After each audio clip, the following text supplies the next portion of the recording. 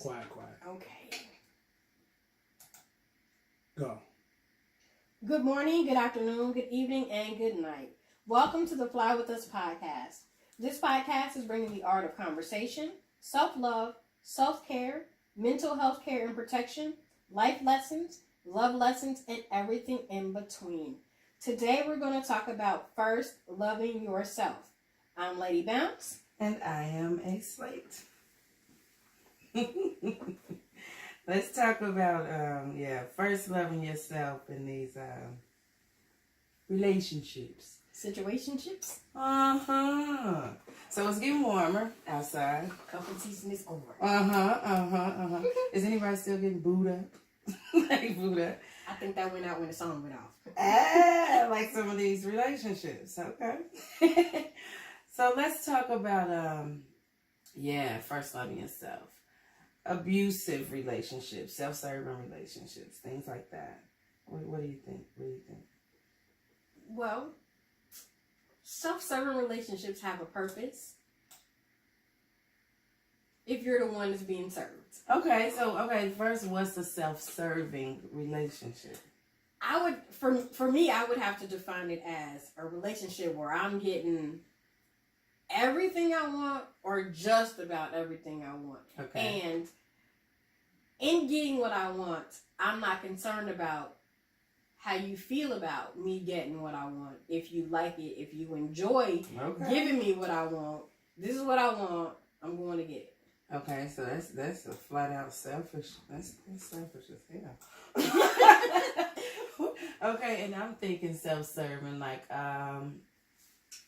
in my mind, they could both be serving self, or it can be a little bit unequal or unfair. Right.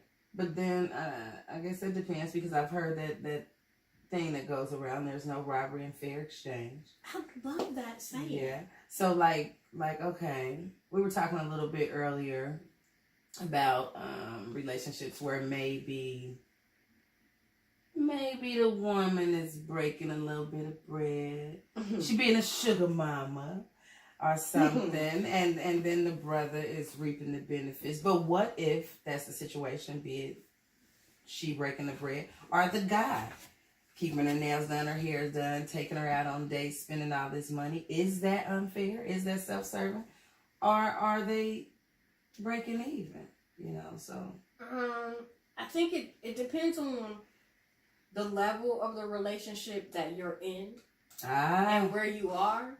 Because so often I think people get into relationships and you're giving wifely duties or wifely privileges to a boyfriend. So if you're giving him those wifely things now, there's no incentive on his behalf to make you anything other than whatever you are right here at this level.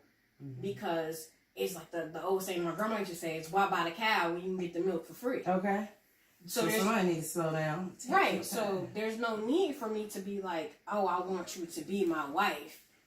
Now what if that isn't made clear? What if that's not clear? What if, because I've been on both ends of that.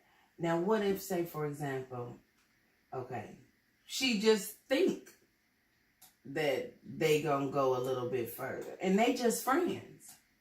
Now, sometimes it needs to be etched in stone. We're just friends. Since we're talking about relationships, situationships, relationships. So you got, let's see if I'm it's complicated. It is. So you got, we'll start up here and come down a little bit. Okay. So you got husband, wife. Yes. Right. You got the engaged, right? Coupling. Ooh, coupling. Coupling. Then you got man, woman, because I'm a 40 plus year old woman. Ooh, 40 plus year old woman. I have issues saying boyfriend, girlfriend. But okay, so then you got man and woman together. Booze are people that's just messing around and just friends. Just messing around friends. So it needs to be clear, right? I definitely think it needs to be clear, and I think it goes back to a few episodes ago, we talked about the conversation with Nikki Giovanni and James Baldwin when they laid out, relationships and how they get so complicated and so mixed up so fast. Yeah. And it's about slowing down. Yeah. And it's okay to slow down. And communicating. And communicating is the biggest piece. Yeah. Because if you're not ready for whatever this relationship is bringing, then you need to say that. And even if it comes down to, you have to have some tact when you say it so that you don't hurt people's feelings. But I believe in keeping in the minds of loving yourself and in self-care, you have to love yourself enough to know what you want, what you don't want, what you're willing to accept, what you're not willing to accept. And in keeping with the honesty you have with yourself, you owe anybody in your circle, especially romantically, you owe them that same level of clarity. What about your damn self? What about being real with yourself though? Because sometimes you can just read more into a situation and you know that ain't the case. You know that man just wants somebody to hang out with, or you know that woman ain't really digging you. She just want what you got to give. So quit lying to yourself. Quit lying to yourself. Be real with yourself. Be honest with yourself. But and that's what I'm saying. In the same way that you have to love yourself enough to know what you want, but you also have to love yourself enough to be willing to be critical of yourself. And a lot of times we don't like to do that. It doesn't feel good to say, yeah, you messed that situation up, or yeah, you were wrong in that situation. I can't count the number of statuses I've seen on Facebook where black men ain't this or black women ain't that. First of all, how are you going to put it on a whole gender? Because you ran into one bad apple. Let's start with that. Right. And then you have to ask yourself, if you continue to run into bad apples, you might want to look in the mirror. Like, yo, for real. Yeah. If you keep having the same problem in every relationship, it could be you. At some point, you have to go, yeah, it might be me. Yeah. And it doesn't feel good, and that's why we don't do it. Because everything that we've talked about on our show up to this point is about things that make you feel good. Doing what? Stretching hurts. Healing hurts. We won't use hurt. Let's say it can be a bit uncomfortable. Yeah, it can be a bit uncomfortable. Gotta step outside of your comfort zone. We don't like to do that. But I always tell people, I'm my own worst critic. Yeah, we all are. And somebody said something to me, that I did something great or I did something wonderful, and that's where I struggle at accepting compliments and stuff. Because I'm like, I just did my job. What you mean? I ain't do nothing fantastic. Okay, thanks. Just say thanks and keep moving. Right, which is that was our self-care assignment a couple episodes. Is say thank you and keep it moving. If you don't know what to say, we're working on it. Yeah, I'm a work in progress. But now when it comes to these relationships, I just believe that in order to be happy in any relationship that you're in, you owe it to that other person to be honest. Yeah. There are people who are in relationships that they think are one way, and then when they find out that they're not that way, they're traumatized. And some of them are actually doing self-harm and suicide as a result of this relationship that you thought was up here. And it turned out that y'all just friends. Or y'all just paycheck buddies. Okay. She only call you when it's payday. Okay. He only call you when it's payday. Or it's, what is the other one? In the midnight hour. Those times. If they calling after 10 o'clock. Now, let's go back to being real with yourself. Being honest with yourself. Ain't nothing wrong with me, and I'm a prize for any man who gets me, who touches me. Okay. I got this. I got my life together. Yes, you are the prize. But be real with yourself. Be real with yourself. Let's see. Abusive. I want to go back to this abusive relationships. Okay. Because we mentioned something earlier, like the body shaming. Okay, now we can understand criticism, right? Right. But what if you got the cat that's, you need to lose weight, you need to do your hair, you need to do this, or you need to. How we feel about that? Is that bad? Is that building that person up? Should they walk away from that? What should be done there, or is it anything? Is that harmful to self-esteem? I think it goes back to where are you in your relationship. For example, you gotta know where you at. I put on this shirt the other day. In my mind, I was fly. All right. In my mind, first loving yourself. I was going to go outside and I was going to kill him. My husband was like, "That's what you're wearing," and he wasn't mean about it, but I had to pause and go, "I like this shirt. What you mean?" He like, "Well, I know how you usually dress." So wait a minute. Where we this going? Is not where the way I usually dress. Is there something wrong? He's like, well, it's not wrong with the shirt, but it's a little medium. Medium. And I was like, oh. I said, okay. I said, so I ain't ready for this shirt. He said, no, you don't lost weight. You ain't ready for it. He like, no. Also, you were celebrating yourself. Congratulations. Do that. Keep going, though. I was trying to, but I wasn't ready for that shirt. Okay. And so, us having the kind of relationship that we had, he felt comfortable enough to say, I know you carry yourself a certain way and you dress a certain way when you leave the house. And that shirt might not be in line with how you normally dress. Okay. And when he said that, I had to pause and go, let me look in the mirror again. I was like, oh, I can't see that extra roll that I always be trying to tuck and hide. He right. Let me change my shirt. But now had he not been my husband and we had just been dating and he told me my shirt is too little, it could have went a whole another way. Like, well, who are you to tell me how to dress? When you met me, this is what I had on. Or I dressed like this when you first met me. So y'all respect each other's feelings in that relationship. Right. But again, it depends on the level of your relationship. Because if we were just dating or if we're just friends and we just talking, you don't have the right to tell me. So you have setting boundaries. Right. Okay. You got to set that boundary. You don't have the right to tell me that I shouldn't wear this or I can't wear that. And then, too, I'm going to take it another way. If you feel good in that shirt and you feel like you looking good in that shirt, wear that shirt. Wear that shirt. I kind of felt like a sausage after he said it. But if you feel good in it, you wear that. I looked at, I mean, I really did. But again, that's being your own self-critic and being reflective in yourself to say. But then you said yourself, you liked it. No, I liked it. You didn't second guess it until it was critiqued. You liked it. Yeah. And you didn't feel uncomfortable in it until that was said. You didn't take a second look because you felt good. But and that's the thing. I didn't take the second look until he said, So had he not said nothing, you would have still been feeling good. No, I probably would have looked in the mirror myself and been like. So you never looked in the mirror? No, when I put it on. God, there are no mirrors in my nana's house. Yeah. But yeah, like when I first got dressed, I didn't look in the mirror, so I didn't know.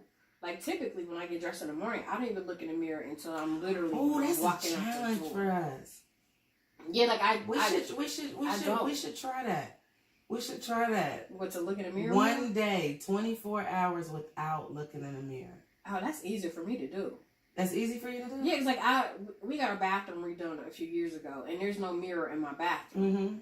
So we have full-length mirrors in the hallway, but there's no mirrors in my bedroom, and I'm okay with that. Like, so you cannot look in the mirror all day. Yeah, that would be easy. I do not believe that. And like if I'm going to work, I always stop and look because so 24 hours. What day can we not look in the mirror? Like a Saturday or Sunday when I'm not leaving. That's cheating. We'll talk about that in a minute. It has to be a day where I'm not leaving the house because like if I'm going to work, that's cheating. No, I gotta look in the mirror before I go to work because I'll tell you what, those kids they're honest. Okay. And they will tell you, in a minute when I walk in the door and I think I'm Fly Diva. It only takes another thing about some honest kids, okay? Man. When I tell you I thought these beautiful locks that I just washed that are doing something amazing under here.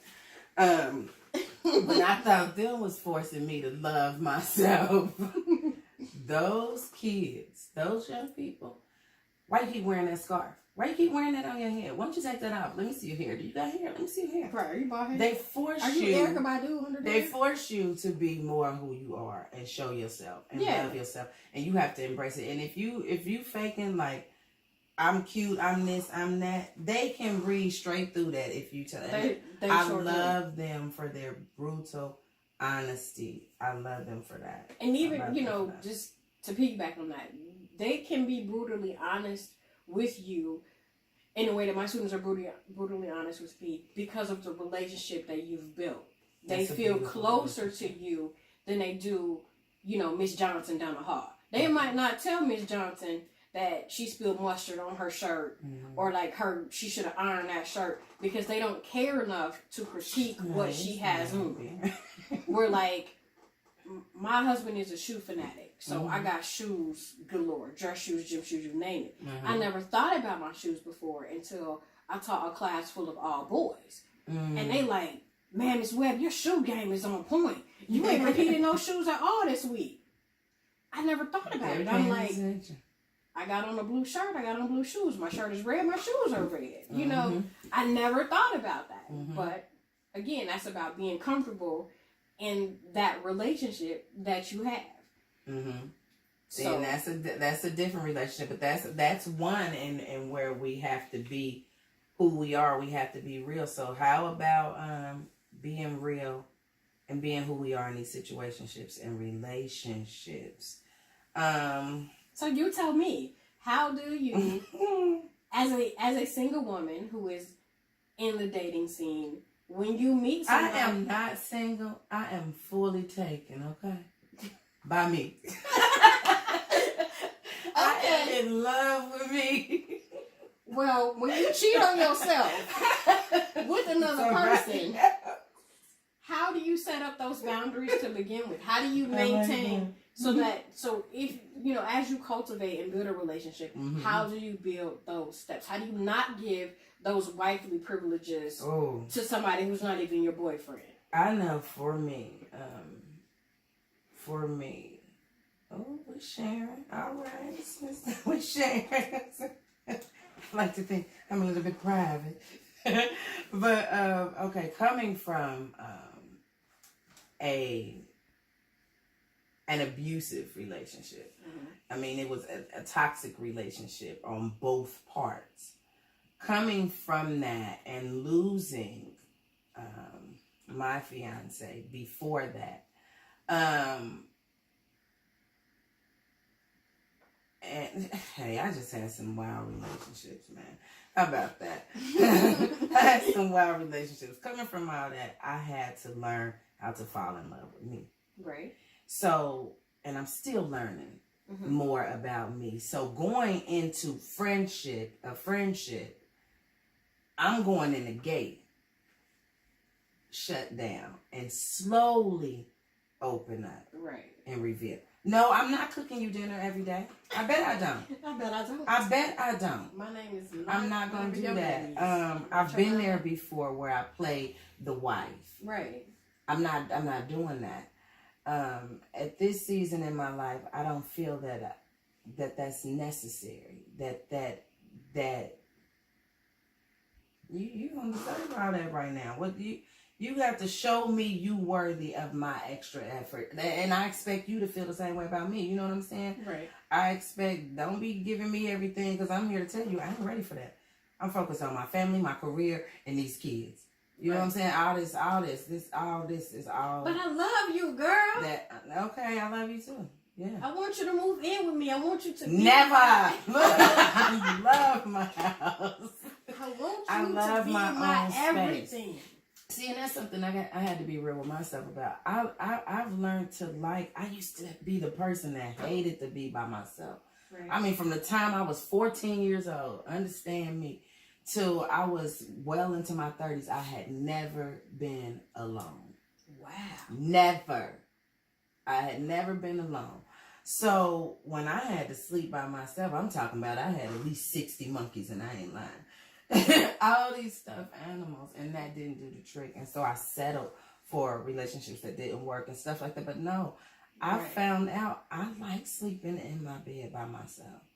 I like being by myself. I like being able to share certain parts of myself with somebody else. You know what I mean? I like bringing a whole me to a relationship, and they get me down. You know, we we figure that thing out together. But yeah, that's what I do. I'm not giving all of me until it's warranted. You know, you got to know your worth.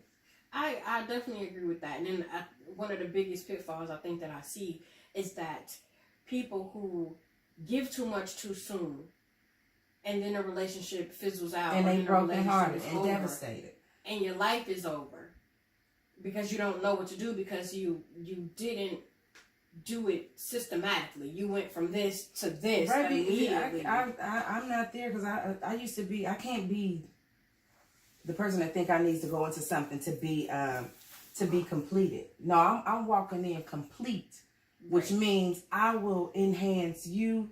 You can enhance me. We can enhance one another. It's kind of like salt and pepper. Just add a little bit of seasoning. We already got the whole meal already going. I don't need it no more. So yeah, but let's see what we got going on. I can't ask you. You are married, happily married for decades.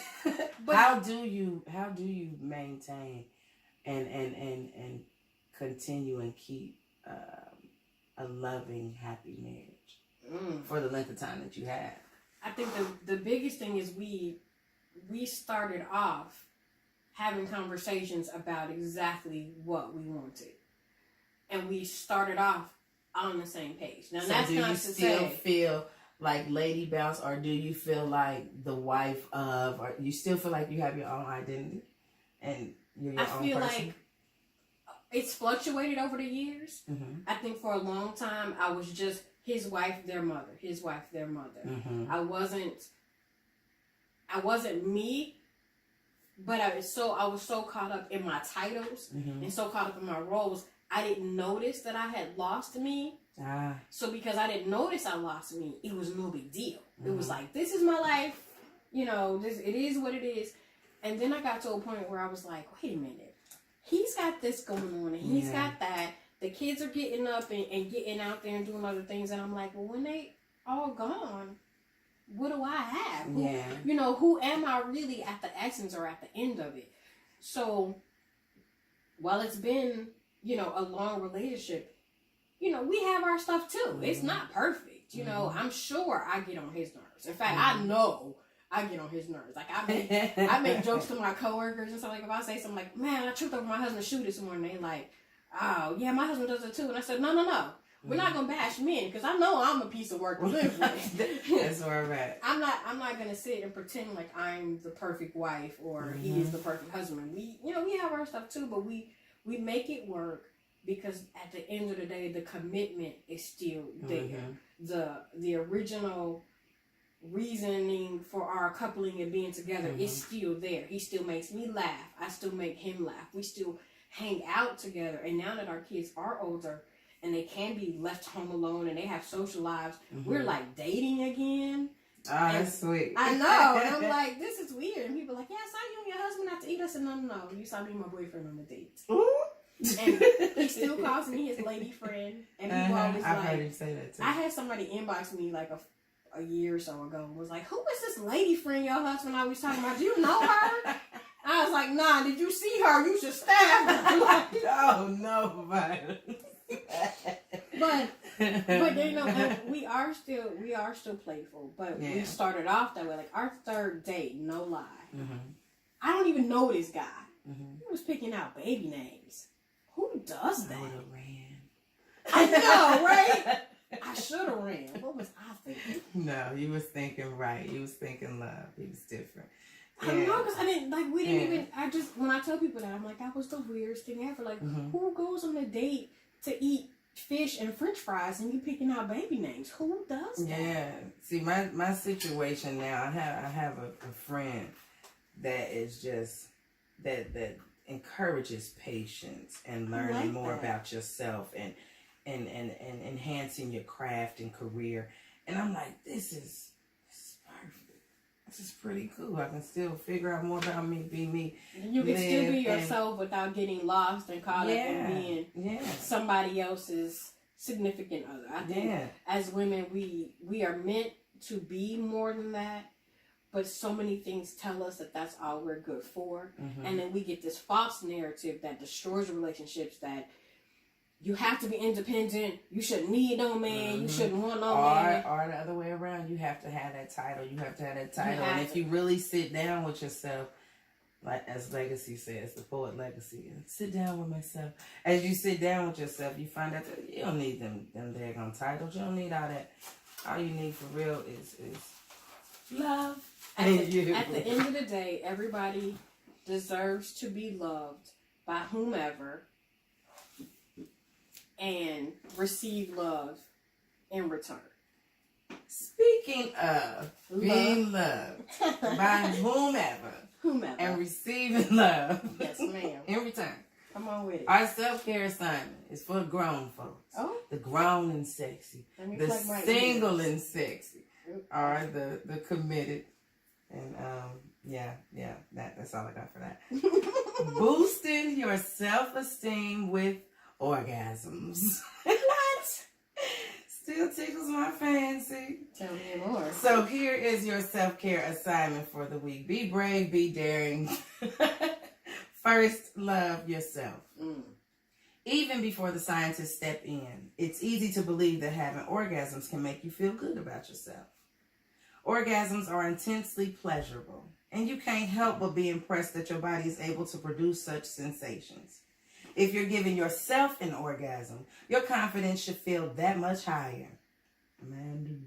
Beyond that, science shows that having orgasms can actually improve your self-esteem because of the chemicals they release. During orgasm, blood flows into the prefrontal cortex of the right side of the brain. Okay. That's that brain science. Keep going with that. This part of your brain is responsible for decision making and personality expression. All the real you come out during that time, okay? And when stimulated by the orgasm, it makes the body feel a profound sense of gratification. Gratitude, okay? You get gratitude out of there. Gratitude isn't the only benefit of orgasm, though. Orgasms can also reduce the effects of depression because they release endorphins, hormones that improve mood. So the next time you've got the body image blues or your self-esteem is in a slump, don't reach for the jelly donuts or sit there feeling sad. Try having an orgasm, either on your own or with someone you love. And lift your spirits the natural way. So as the resident fat girl in this podcast, can I eat the jelly donut when it's over? Cut it out. So our self-care assignment for this week is boost your self-esteem with orgasms. Now, our Mindfulness Minute. All right? So you done cut the people out your life you didn't need in there. You done got rid of the cuffing season over. You pulled your scissors out for real and cut that. How about we declutter your space? You got to make room for new or make room for you. Every 6 months, go through your home and closets to see what you are not wearing or using anymore. Many of us keep clothes that we haven't worn in years and then end up throwing them out 10 years later. If you no longer fit into something or you just don't like it anymore, let it go. This includes people. Grab some bags or boxes, fill them, and find the nearest charity where you can donate. Zante at these deals will accept them. Or the Salvation Army. In many cases, you can fill out a donation form and deduct that contribution from your taxes at the end of the year. So you get more space for you, some extra dollars in your pocket, and possibly orgasms. That is our Mindfulness Minute and our self-care assignment for the week. Now we're going to move on to our brain science. All right. So our brain science, to wrap up this whole thing about relationships, this is going to be the science of how to get rid of toxic relationships and how they affect your health. So we already know that supportive relationships boost your brain cells. Having people around you that make you feel good, boost your self-esteem. Like my bomb friend, yes. Like my husband who told me my shirt was too little. Yes. I appreciate that because I would have went out and somebody would have judged me and been like, she knows she got on that medium when she needed a large. Mm-hmm. So I appreciate that. So here are, first of all, let's answer this question. Is your relationship toxic? Most people know when a relationship with someone is not positive. But for some, the toxicity can be so pervasive that it begins to feel normal. Everyone has good days and bad days, and all relationships go through hard times. But there are some questions that you can ask yourself. We're going to post this quiz on our Facebook page because there's like 15 questions. Okay. I'm going to give you the meat of this brain science. All right. So, when it comes to ridding yourself of toxic relationships, these are 6 tips for giving yourself a relationship detox and setting healthy boundaries. Ponder these 4 choices that you have to deal with when it comes to a negative relationship. First, accept the relationship as it is and be at peace with it. This can reduce a lot of stress based on trying to change someone else. That's the kind of relationship I'm in right now. I love it. Change the relationship by creating boundaries for yourself. Remember, you cannot change another person, but you can change how you react and what you will allow into your life. Leave the relationship. Sometimes, sadly, this is the best course. If another person's behavior is intolerable to you, don't go any further in that relationship. Stop it right there. Cut it out. Because it's only going to get worse. If you can't stand his shoes being in the middle of the floor right now, it's going to be worse when it's his shoes and his own. Maya Angelou said, if somebody shows you who you are the first time, believe them. Please. Feel miserable. Do not make yourself feel miserable. Okay. And it says, this is a choice that will continue your stress cycle, which is something that people choose to do. You wallow in that self-pity. You wallow in the goneness of that toxic relationship, not realizing that this toxic relationship being gone is what's best for you, but we like it. So it feels, felt good. Like it. Right. This is a big one. This makes me think of you. Foster your own mindfulness. You may not be ready to make a decision right away. To determine the best action for your toxic relationship, you first need to deal with yourself. Yes. Start consistent mindfulness meditation to bring peace into your life and grow in presence. By becoming more present and less worried about perceived future events or the mental replaying of past events with this person, you will anchor yourself in the only place of effective change, and that's right here, right now. Sweet. Cultivate your inner strength with yoga. What?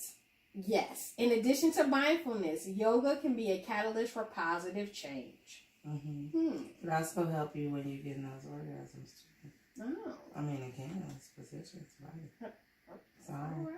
Swear not to go. Okay. Number 4. This is my favorite. Talk about it. Consider going to a qualified mindfulness-based counselor. While there are many beneficial schools of therapy and counseling, talking to a qualified therapist who has an objective view can remain neutral and give you the space that you need to find the clarity that you're looking for. So many times we're like, oh, I can't go see a mental health professional because whatever.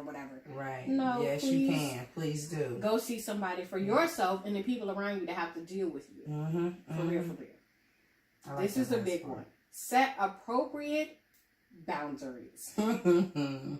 Whether you're going to accept change or leave that negative relationship, setting your boundaries can help you clarify your path and reestablish your autonomy. Even set boundaries for yourself. Yes. Like, don't move so fast. Tell yourself. Give yourself a time. Or like a self-care assignment we posted on our Facebook page that said, make a not to-do list or a stop list. That was so sweet. Make a list of things that you're going to stop doing that are not conducive to your mental health and your stress level. And here's my favorite one. This is the last one. Tip number 6. Create the tribe that you need. Sweet. Yes. Just as negative people are linked to hurting your health, conversely, research shows that people with good friends have lower inflammation levels and lower blood pressure compared with those with poor relationship ties. Surround yourself with people who edify you and challenge you to be the best version of yourself. If you don't have those people, go out and seek them in your community, in online groups of like-minded people. You can even meet some people at our meet and greet we're going to have very soon. Yes. Your health depends on it. And find your tribe. That's a big one for me. I know you often put on Facebook, my village is amazing. Yes. You have to build your village. Yes. And it's okay to kick people out of your village. They definitely challenge me too. They definitely challenge me. And it's okay to put out those people who who serve no purpose. Oh, man. It's okay. I have a contact in my phone that's blocked. I'll admit it, though. And it says I put them under no longer in service. To remind myself never to unblock this number. I like that. Because sometimes you just got to let things go. You do. You got to let things go. To make room for the new. Declutter your space. Declutter your space. Love yourself. Find your tribe. Find your tribe. I just love that. I love that. So I am about to get on up out of here, Lady Bounce. You want to bounce with me? I am A.Slate. And I'm Lady Bounce. You can find us on SoundCloud, on YouTube, on Instagram, on Facebook, or you can always email us at FlyWithUs@gmail.com. And with that, we're taking flight. We out. We out. Peace.